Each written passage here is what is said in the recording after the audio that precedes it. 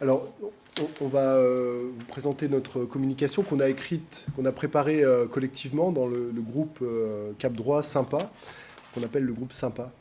Le titre de la communication, c'est Malgré nos problèmes de santé mentale, respectons nos droits. Alors, donc ça a été coécrit par Joël, Pierre, Frédéric, Mazouni et puis moi-même. Alors d'abord, on voulait vous parler de Cap Droit. Qu'est-ce que c'est Cap Droit?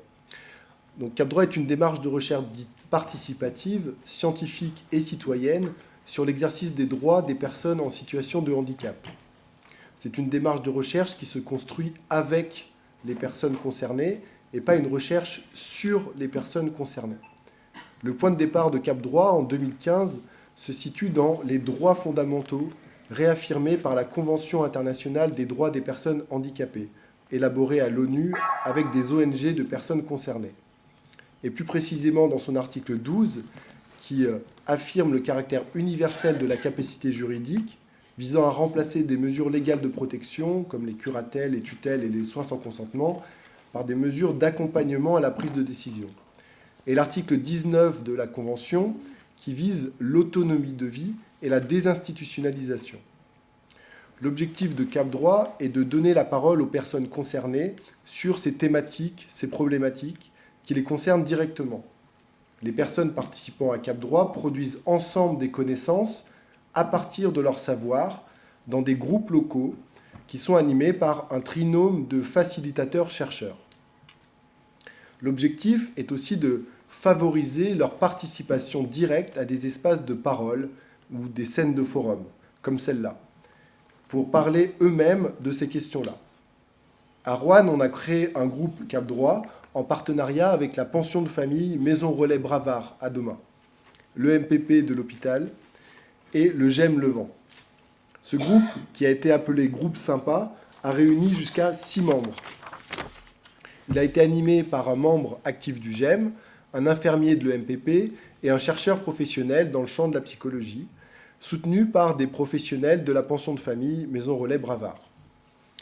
Nous nous sommes réunis avec plusieurs résidents de la pension de famille pour élaborer des connaissances sur le choix du logement que nous avons ensuite présenté dans des scènes de forum, notamment la ConfCap 2021.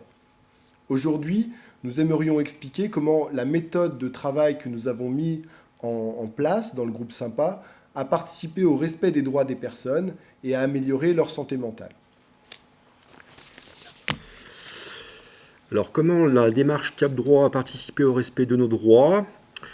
Donc, en effet, dans les réunions que nous avons organisées pour préparer cette communication avec 2 personnes du groupe et les 3 membres du trinôme, il est ressorti des échanges que notre groupe Cap Droit avait participé au respect de certains droits des personnes.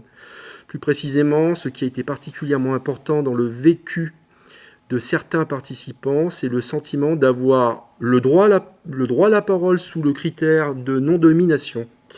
Alors c'est ce qui a été dit, donc c'est moi qui l'ai dit. Pour ma part, je retiendrai une qualité de communication, pour ma part sans précédent. Cette qualité de communication que j'ai ressentie a été permise par le fait d'avoir souligné d'emblée auprès de tous les participants du groupe le critère de non-domination. Ce qui est différent de la société où on se marche dessus. Même si le terme domination est peut-être un peu fort, pour l'un d'entre nous, ça n'a pas été dirigiste. Il y a eu une responsabilité de parler de manière libre. C'est Mazouni qui l'avait dit. Cela a été rendu possible car il n'y avait pas d'enjeu de pouvoir ou de responsabilité. La communication entre les personnes du groupe s'est basée sur une forme d'intelligence et d'entendement.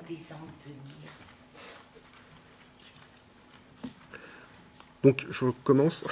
La communication entre les personnes du groupe s'est basée sur une forme d'intelligence et d'entendement, permettant un respect mutuel du droit à la parole et de l'écoute de chacun.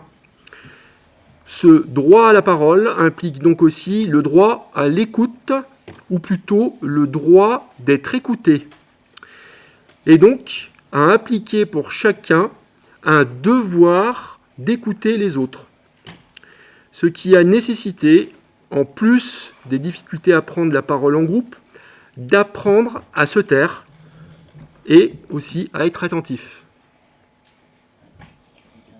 Ce droit à la parole a été permis par le climat de confiance qui s'est instauré dans le groupe et par le soutien mutuel pour arriver à mettre en mots.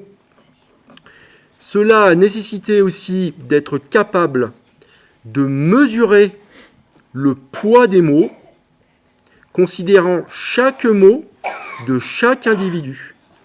Nous avons donc essayé d'être attentifs à chacun des mots de chaque individu. Ainsi, ce qui a été dit en groupe a été entendu, mais aussi légitimé, pris au sérieux.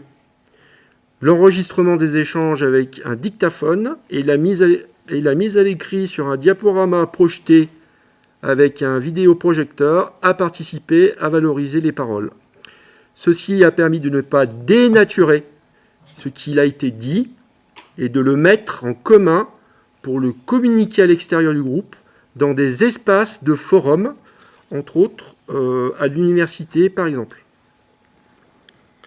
Le respect de ce droit à la parole et le devoir d'écouter a nécessité du temps pour pouvoir s'exprimer et écouter les autres.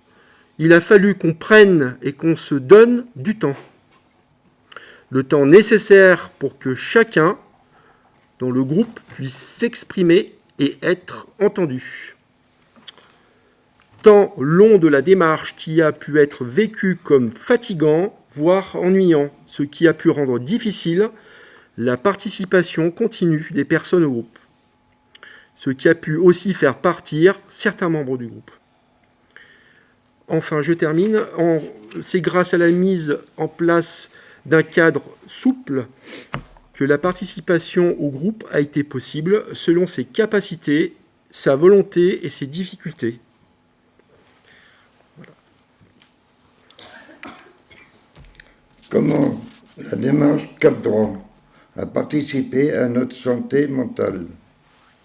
La participation à cette démarche a eu une incidence positive sur la santé mentale des membres du groupe qui ont participé jusqu'à aujourd'hui.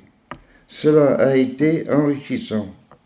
Cela nous a apporté une assurance, une meilleure confiance en soi, une bonne estime de soi, une certaine fierté, ce qui nous donne envie de recommencer.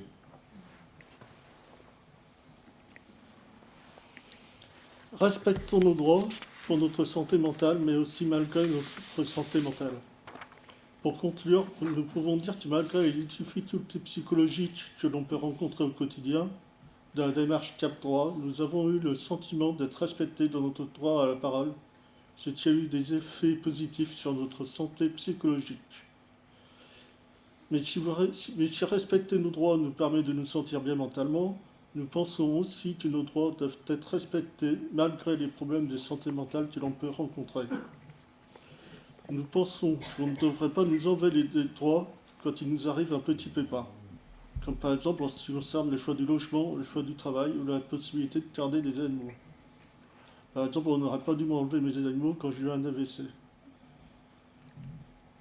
Une des solutions à laquelle nous avons pensé est le fait d'avoir des personnes de confiance pour nous aider à respecter nos droits quand on a des problèmes de santé mentale.